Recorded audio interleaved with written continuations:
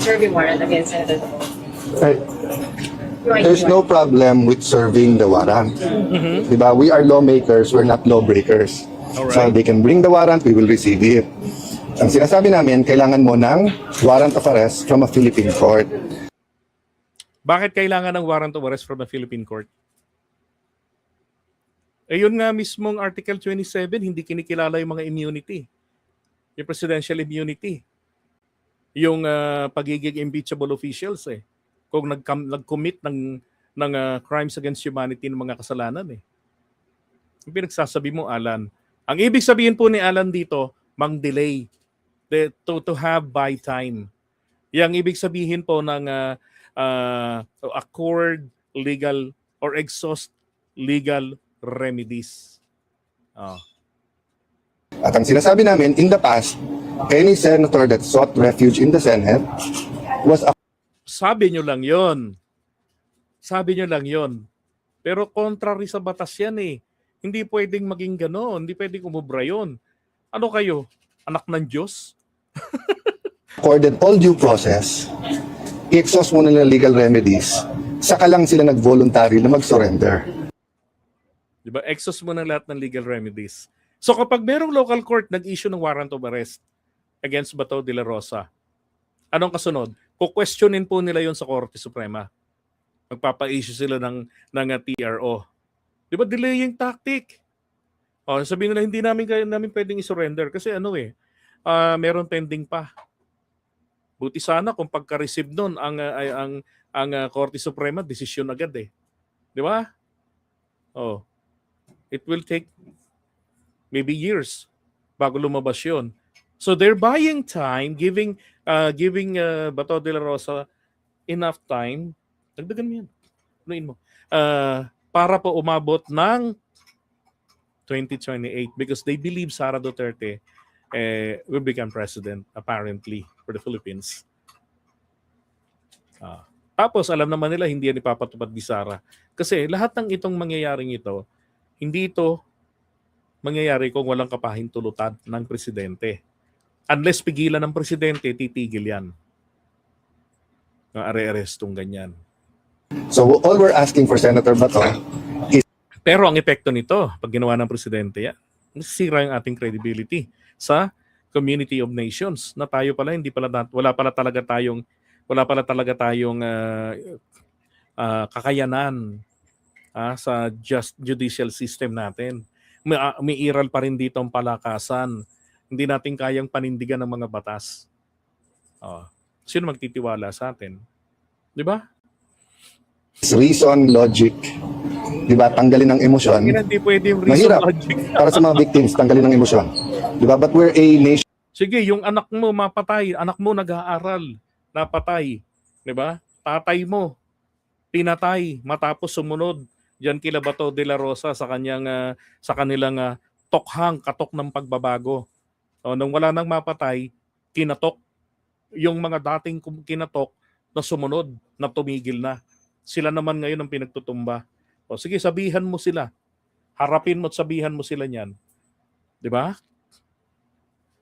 Buwisit to si Alan talaga eh. Of laws, not of men eh. Di ba? So kailangan dumaan sa korte, yun lang naman. So pag dumaan sa korte, na-exhaust lahat ng legal remedies, kami na mismo kakausap kay Senator Bato at nasubuko na. At yun din ang sinabi niya sa akin, even nung nagtatago pa siya, na pagka local court at na-exhaust, susunod siya. Hindi ganun ang sinasabi ni Bato de la Rosa. Sinungaling ka ha? Di ba? Ang sinasabi ni Bato de la Rosa, dito lang sa Pilipinas. Haharapin niya yung consequences sa mga ginawa niya. Dito lang sa Pilipinas. Nilaglag na nga niya si Tatay Digong eh. Di ba? Nilaglag niya na kanina. Today. Alang iya. Siguro ngayon, inaaway na nila si Senator Bato de la Rosa. Kasi sabi rito ni Bato de la Rosa, balita po ito ngayong araw na to lang. Tabi ka muna dyan, Alan. Ito mga kabayan. Ang laki. Iginait ni Senator Bato de la Rosa na hindi siya katulad ni dating Pangulong Duterte na ginusto umanong magpa-aresto at magpadala sa ICC sa kasong Crimes Against Humanity. Insisting siyang umuwi. Gusto niyang magpahuli. Yun talaga ang plano niya. Ay, nako, nilaglag si Tatay Digong. Nako, mga DDS, ano pagkakaintindi nyo rito? Yung poon nyo nilaglag. Ni Bato, binuking. Oh. Kahit na alam ng delikado na siya, nandiyan na si Torre nakaabang, pinilit pa rin ni Digong umuwi. Bakit? Para magpahuli. Oh, bakit ginawa niya yon, magpahuli?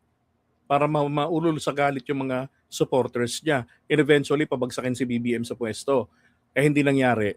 Ayun. Kulong. Di ba? Todo gastos, kulong sa ICC.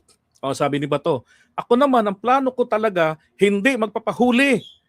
O, tapos sabihin mo pa, voluntaryong sumuko, ugok. Ang sukong pinag-uusapan po dito sa ICC, ha? Hindi sa local court kasi wala nga siyang kaso rito eh. Oh. Hindi magpapahuli, hindi ko talaga nire-recognize yung ICC. Lalong malaking problema ni Bato de la Rosa. 'Di ba? Ay nako. Boy 10K. Senador na siya, di ba? So, but let us study everything. I'm hoping to have an all-member caucus. So, bukod po ron sa Resolution 44 nila, so gets ko na ang gusto niya mangyari diyan. Aamyendahan po nila etong international humanitarian law. 'Yun ang gusto niya mangyari. No, nang sa ganon, mailusot nila si Bato de la Rosa. And apparently, ang nakalagay sa ating constitution, wala hong batas ang pwedeng malikha na mayroong retroactive effect. Ibig sabihin, may epektong paatras. Paano ngayon to? 'Di ba? Oh. Mangyayari, ang amyenda lamang pong pwedeng mangyari ay babaan ang parusa. Kung ang parusa ay pugot ulo, pwede po nilang gawin pugot kuko. Oh. So lahat ng mga nakahilera para pugutan ng ulo, lahat po magiging applicable sa kanila yon kasi it's a benefits. Na puputulan na lang kayo ng kuko. Pupugutin na lang yung kuko nyo. Oh, doon lang yon. Pero kung yung tipong magbabago ang lahat, mapapawalang sala yung tao, nako po, hindi po pwede yon. Labag yon sa Constitution. Why? Because that action is obviously self-serving and that is contrary to sense of the law. Diba? Kasi nga ho, dura lex sed lex, the law may be harsh, but it is still the law. Okay? Ayos ba by 10K? Ito pa yung misleading ni Alan, ha? Na nag-urge. Pag naglabas ng ICC ng warrant laban sa mga cabinet members, laban sa mga general natin, laban sa mga progressive leaders that they will accuse of mass graves and everything, payag ba sila na lahat yan? Pulutin na lang tapos dalhin sa hate? O dapat dumaan sa korte? Senator Bato will surrender if it is a Philippine court that orders his arrest and he is allowed all legal remedies. So, okay, so misleading. Sinasabi niya,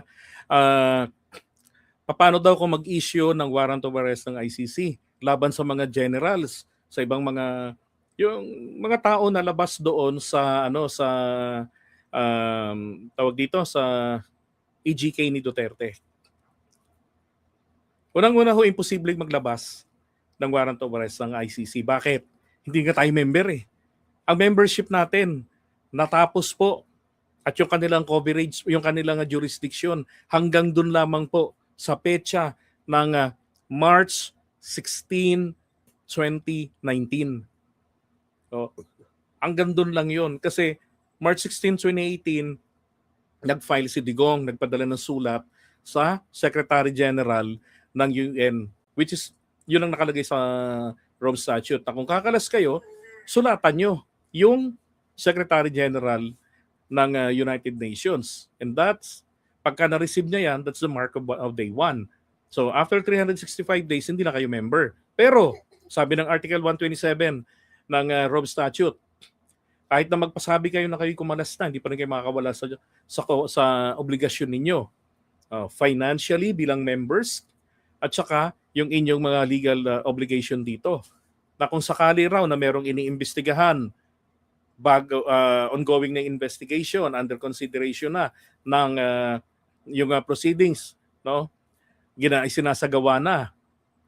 Katulad yan, 2017 final yung kaso. Diba? Tapos naging nawala na tayo sa kanila. March 16, 2019 officially. So, may 1 year napalugit. Ano nangyari? Hanggang doon lang. Mismo sinabi ng Korte Suprema. Sabi ng Korte Suprema, di ba? Teka ha, pakita ko sa inyo, Leon. Yung sinabi na yun ng Korte Suprema. Tabi mo na dyan, Alan. Misleading to nakakairita. Ayan. Ayan sa baba. Consequently, liability for the alleged summer killings and other atrocities committed in the course of war on drugs is not nullified. Hindi raw po pinapawalang bisa, pinapawalang saysa, hindi raw po o kinokontra man o tinututulad, hindi raw po. Sabi ang Pilipinas daw nananatiling covered and bound by the Rome Statute until March 17, 2019. Ito po yung GR number, baka gusto nyong basahin to enlighten you. Unless hindi kayo kumikilala sa rule of law, wala na kayong paniniwalaan.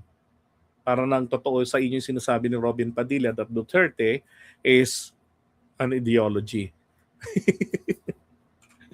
Ano, Alan? Tado ka. Take out the name, Bato. Ako, kahit kalabang ko, kahit a person I don't like, I want him to have all the legal remedies, to exhaust all the legal remedies. So, yun lang payo ko sa kanila. Don't be personal. You think of what's better for the country, think what's better for the institution. Diba? Misleading ka, Manong. Alright, alisin